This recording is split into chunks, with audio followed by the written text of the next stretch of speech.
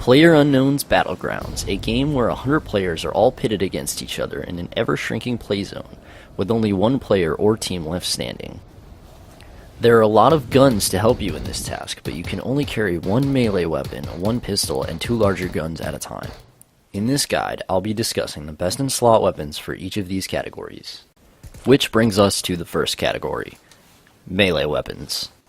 There are 4 melee weapons: the crowbar, machete, sickle, and of course the almighty pan. They are all equally worthless in how difficult it is to score a melee kill. Now that being said, the pan does do slightly more damage than the others, but it still won't even bring down a level 3 armored opponent in one hit. What does make the pan superior is its ability to block incoming rounds. For this reason, the pan will forever have a place on our butts and in our hearts. Next up we have pistols. Now ideally you should only be using them early game against unarmed players or as a last resort as a means of self-defense. That being said, it means revolvers, with their low capacity and slow rate of fire, don't really meet the requirements as a good close quarters weapon. What we have left is the P92, the 1911, and the P18C. The P92 trades high damage for high capacity, while the 1911 trades high capacity for higher damage. However, the P18C stands out as the only pistol capable of fully automatic fire.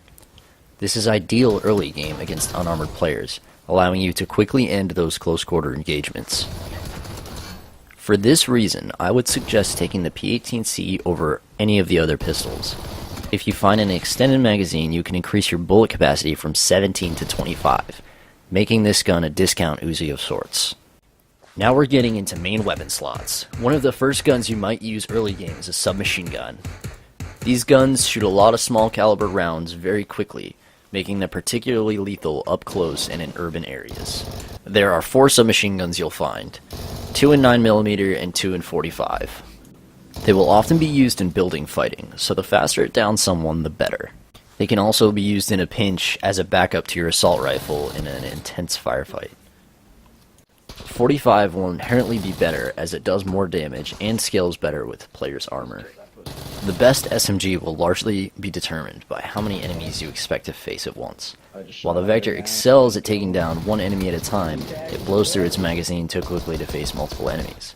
The Tommy gun, however, trades a little bit of fire rate for a much larger magazine, making it capable of taking on more than one opponent at a time. Now before moving on to assault rifles, I'll briefly touch on why you should stay away from shotguns. Shotguns are, by their very nature, inconsistent, meaning sometimes you'll down somebody in the first shot while others they'll laugh it off as they shoot you to death. While a choke can remedy this slightly, it's highly recommended that you trade out your shotgun for any other gun, be it a pistol or an SMG. You'll get more consistency and a lot less disappointment.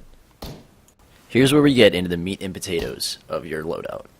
Assault rifles. Pubg's assault rifles come in 2 different calibers, 7.62 and 5.56. We'll start with the only 7.62 rifle, the AKM, an improvement on the infamous AK-47. This gun hits harder than its 5.56 counterparts, and generally uses less attachments.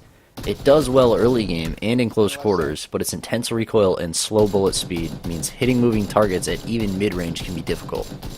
It also means that anytime you go against a similarly skilled opponent with any 5.56 gun, that you're going to be at a severe disadvantage, as they are going to hit you quicker and more frequently. Then we have the M16A4. In a way, it's sort of the AKM's 5.56 counterpart, as it's also limited by attachments. The M16A4 has the highest bullet speed of any of the assault rifles, meaning it's easier to hit moving targets at range. Unique to any of the other assault rifles, it lacks a full auto option, and instead is replaced by a 3-round burst. The 3-round burst is harder to control than the full auto options on the other 5.56 guns, leaving the M16A4 at a disadvantage in those mid to close range engagements. This gun is overall a very accurate weapon, particularly useful at hitting moving targets at range. Next up is the Scar L, another 5.56 rifle capable of both semi and fully automatic fire. Its full auto fire gives it an advantage over the M16A4 in close range, while still capable of tapping down opponents at longer ranges. Its recoil is manageable, and some people prefer it over the M416. It has a slower rate of fire than the M4, and since all 3 of these 5.56 rifles do the same damage, I can't help but feel like this rifle is just an inferior M416. The M416, one of the best rifles utilizing the AR-15 platform. It combines low, manageable recoil with a high rate of fire. Not only does this gun have an insane full auto range, but it can tap down opponents nearly as easily as the M16A4 can.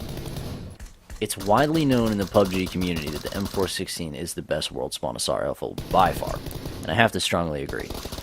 No other rifle gives you the flexibility to handle every situation as well as the 416. What this means is that the M416 does every assault rifle's role better, but even most SMGs and DMR roles better. The only downside to the gun is it has very little aim punch, meaning opponents' aim isn't disrupted very much when they're hit by bullets fired from an M4. The good news is that they die so quickly that this doesn't really even matter. I highly recommend the M416 as your primary gun for nearly every situation.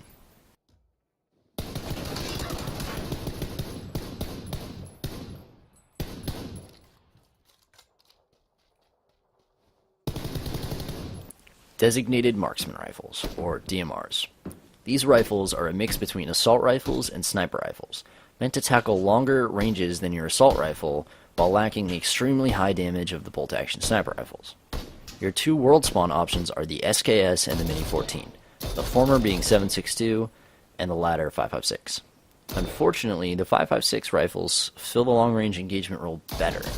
They can be good early game when you don't have an assault rifle yet.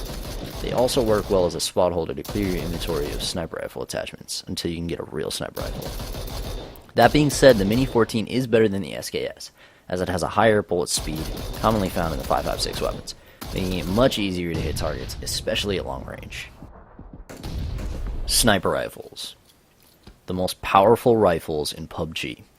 The ability to take someone down in one shot is so important that it's always worth carrying one of these if you can find it. It allows you to quickly take someone out that's preventing you from moving into the shrinking play zone, or it allows you to win a fight before it even starts. Obviously, the only world spawn rifle is the K98, but that one rifle is so powerful that it should always have a permanent seat in your secondary weapon slot, the same way that the Pan has a permanent seat in your melee slot. Nice.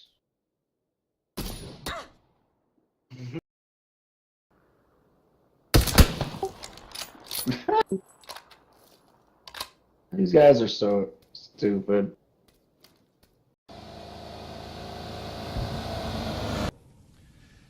Please clap.